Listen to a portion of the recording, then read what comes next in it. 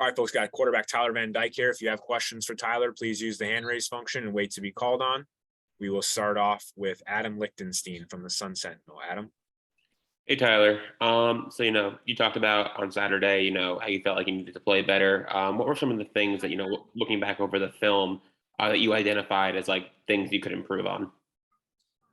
Yeah, I think some of my missed throws were just fundamental wise, overstriding a little bit, not getting my feet to the right spot, and certain times kind of coming across my body. That's why I missed a few throws low. So I just worked on that today, past few days, and definitely going to get that corrected. Is that just something that you kind of like repeat and practice, 10 times, 50 times and get it feeling right again? Or I guess how do you go about correcting that, I guess? Yeah, I mean, just every time I throw, just work on my steps, work on getting my feet open. Every throw I have to focus on that, and then obviously focus on the defense, what they're doing too. So go to Luke Cheney from All Hurricanes. Luke. Hey, Tyler. So David Hale of ESPN mentioned in a recent story that after the Pitt game last year, you told Xavier Restrepo that you, quote, love getting booed. I guess, where does this villainous attitude come from, and how excited are you with this in mind to play at a place like Texas A&M, which is, notoriously very loud? We're really excited as a team to get to College Station. Once in a lifetime opportunity. Versus a great team.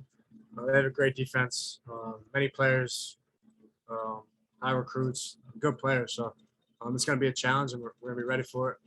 But yeah, as you said before, it's just a good feeling going into another team's stadium and making plays, making the crowd quiet. And 'cause at the end of the day, you just all the work you put in practice,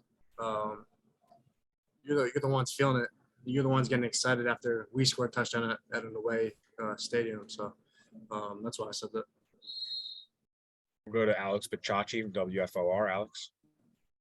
Hey, Tyler. I was wondering, you talked about Texas A&M defense. What stood out specifically on the film, whether it was their D-line, front seven overall defensive backs, to you heading into Saturday's game? Yeah, the front seven is really good players, big guys, especially the linebackers come down to hit you. And even their DBs, safeties, corners, they're also big guys, lengthy guys, make you work, make the receivers work. So they're really good players, and we're just excited to play them. Go to Barry Jackson from the Miami Herald. Barry. Hi, Tyler. You're obviously very tough on yourself. You have high standards based on the high bar you set last year. So after a game like Saturday where it doesn't meet your standards, do you have trouble sleeping? Do you go back and look at tape late Saturday night, Sunday morning on your own? How do you respond personally when you don't meet your standards? Yeah, no, it's always hard. There's two options you can have. You can either forget about what happened or fix the mistakes. And obviously I got to fix the mistakes. Watch the film, see what I have to do better fundamentally, and then get on the field and fix them. Yeah, I'm a guy who's always going to be competitive and always try to be better than I was the week before, no matter how the performance was. And obviously I have to be better this week, and it just starts in practice this week, and I'm working hard this week. Got time for a few more for Tyler. We'll go to Susan Miller-Degnan from the Miami Herald. Susan,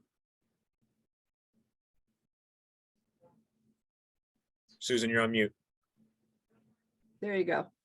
Hi, Tyler. Josh Gaddis yesterday was talking about controlling the game against Texas A&M through time of possession. Holding on to the ball, he said, is important. Do you foresee a lot of rushing, and does that make each throw, even more important or decisive? How would that affect you, do you think? I also wanted to ask you one follow-up. Yeah, I think that's what App State did a great job of doing that. I mean, holding A&M's offense, I think, 2 possessions in the second half, 2-3 maybe. It's tough to score when you don't have the ball. So, yeah, I could see that. Every throw is important. Every throw needs to be on the money. And if it's not, you just got to forget about it and throw the next ball. But, yeah, our game plan, we have a good game plan. And I think it's a good mix. About the young receivers, I know Xavier is really standing out. He's clearly the top receiver.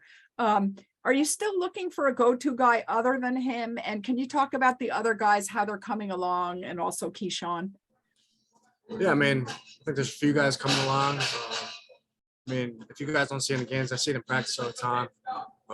When any of these guys can come out of nowhere in the game, obviously Keyshawn, Mike Redding, Frank, Jacoby's coming back this week, so we're excited to have him back. Rashard had a great game, made some great catches, and then Mello too. So yeah, these guys are stepping up, making a lot more catches than they started off in fall camp, which is a good thing. They worked on it a lot, so yeah, I'm excited for them, and those guys are going to step up. We got time for two more for Tyler. We'll go to David Lake, then Luke Cheney. Hey, Tyler, I understand you're learning a new offense and there's a growth process with that, but I was wondering if, through these first two games, do you feel like you're going through your progressions and making the reads you need to make as quickly as you would like to this point? Yeah, I think I'm processing it pretty well. If one's not there, two's not there, I'm getting it to three. I think last game, it was just the throws, just the missed throws. I think the progressions have been perfectly fine. But yeah, I mean, obviously putting a couple new schemes this week, and just have to keep learning those new progressions and understanding those. All right, last question for Tyler. Go to Luke Cheney. Hey again, Tyler. So you mentioned how you're excited to have Jacoby George back in the lineup this week. I guess what about his skill set makes him so unique compared to some of the other receivers in the room? Yeah, Jacoby's really smooth the way he goes about things, and he'll go up and make like a tremendous catch, one-handed, two-handed, whatever. But he'll go up and get the ball. He has great separation, great routes.